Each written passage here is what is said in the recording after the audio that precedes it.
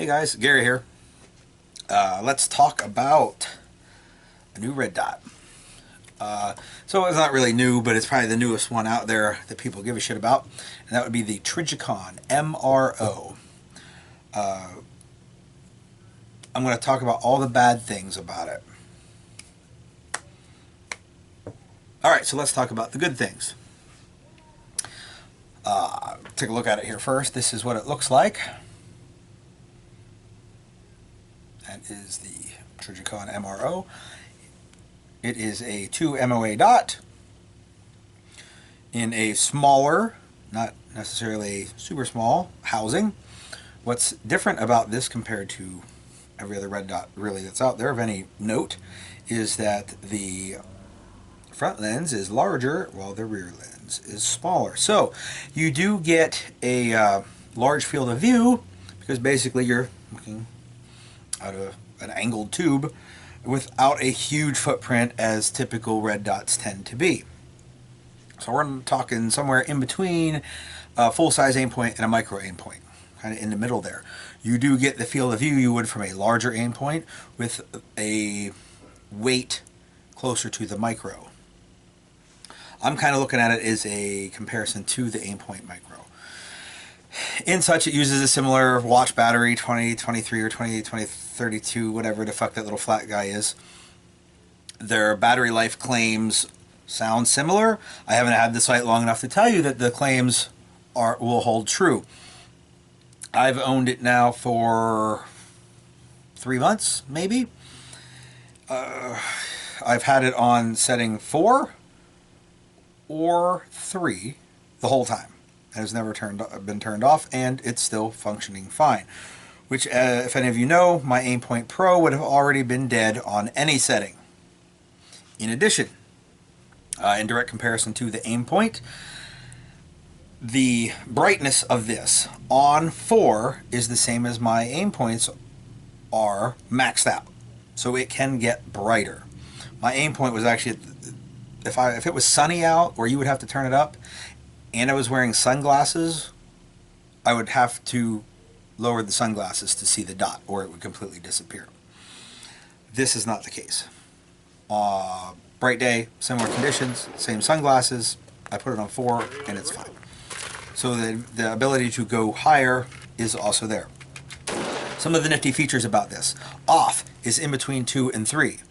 2 and 1 are considered very low power, in the dark kind of powers, possibly down to night vision. There are also 2 night visions below that. So you don't have to, if you are turning it off, you don't have to start and roll all the way through everything. If you go to the off position, 1 click, and you're ready to go.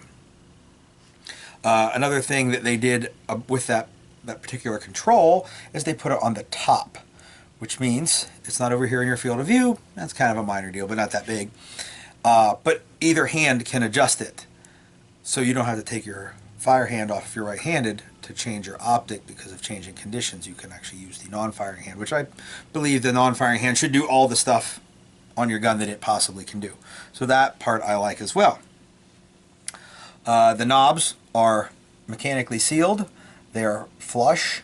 There's no caps on them. So the advantage to that is you're not relying on an O-ring in the cap to keep it watertight. It is watertight as it comes, and you don't have to worry about every time you take the cap off and put it back on, is that O-ring in good enough condition to continue to seal the unit.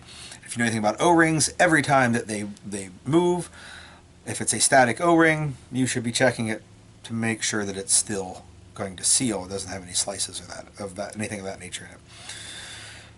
So, with that disadvantage compared to, say, an Aimpoint Micro, it does not get as low. Co-witnessing on an AK, no bueno.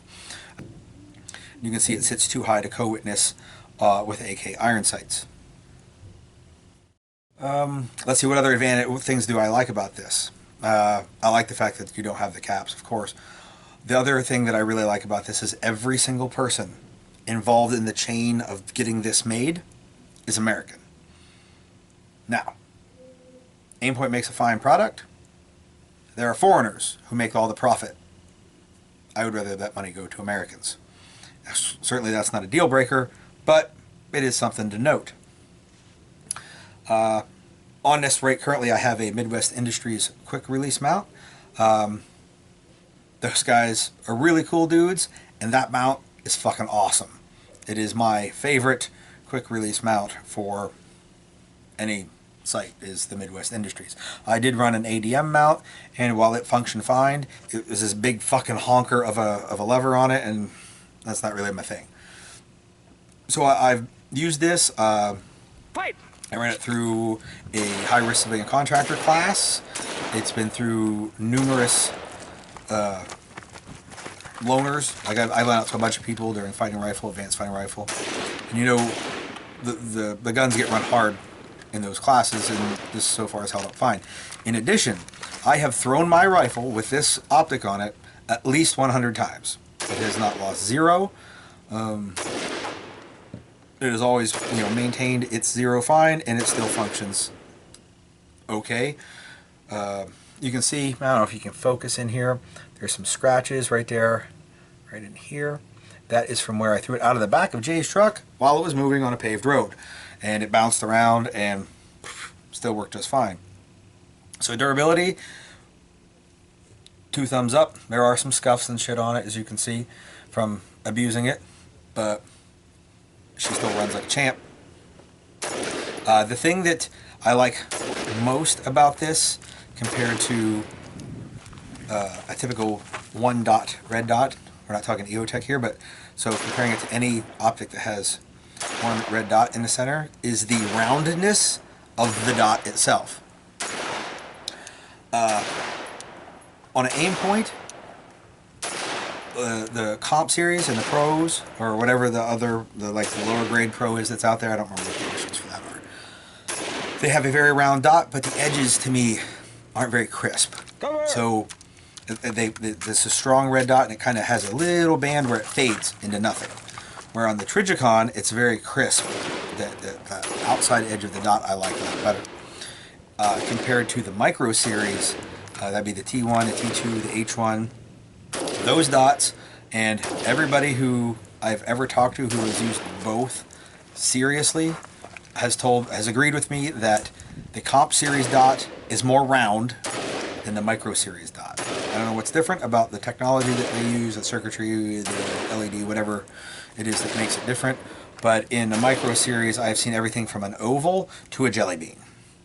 And that's considered normal from all the examples that I've seen. And we're talking 100 of them. All right, maybe 8 dozen. So, the emitter in this makes a much more crisp dot. The only dot that I think is more crisp is the 1/3 MOA dot in the center of an EOTech. And it may not be a very round or crisp dot, but it's so small that you can't tell. So given that, you know, they're a direct comparison, but for a 2 MOA dot, for crispness, this thing reigns supreme. Now, some dudes have told me that they thought it had some magnification. Like if I look through it, it magnifies things. Now if I sit and look at something and keep moving this back and forth, sometimes I agree with them. I'm like, yep, there's some magnification.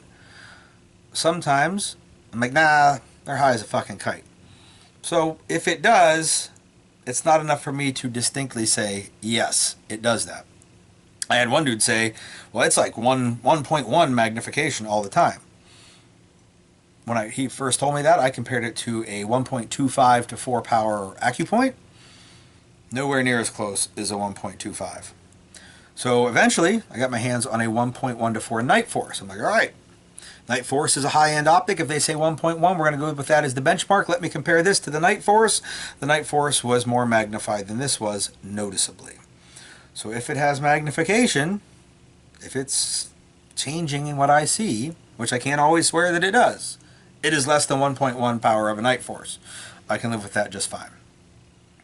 All in all, other people have done videos with all the stats and waterproof to 83,000 leagues under the sea or whatever. You can find all that information out. What I'm telling you is from my personal use, this is my favorite red dot on the market. Hands down, I prefer this over everything else that's out there.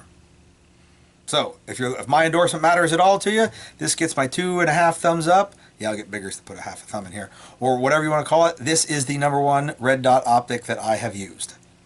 So, like I said, if that matters, there's my recommendation. Thanks for watching. If you like this kind of shit, go ahead and hit subscribe or something like that. And I'll try and put more of these things out here. If you come to a class, I will have this rifle, my rifle with me with this optic on it, most likely. Just ask me to check it out. If it's a rifle class, you can run it for a little while and see what you think about it.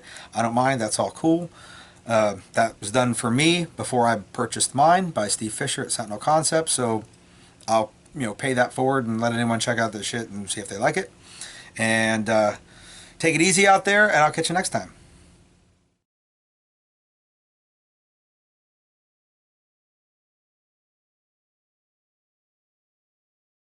Hey guys, this is Tim Morris, and for you guys in the South, anytime you see one of Tremis's videos and you have a hard time deciphering what the hell he's talking about, please text me and I will give you the English version, the Southern version of what he's been speaking of, because you guys know this. Anybody in the South don't got a clue what the hell he's talking about. So just text, email, anything, anyway, Skype, get to me somehow and I will explain it to you.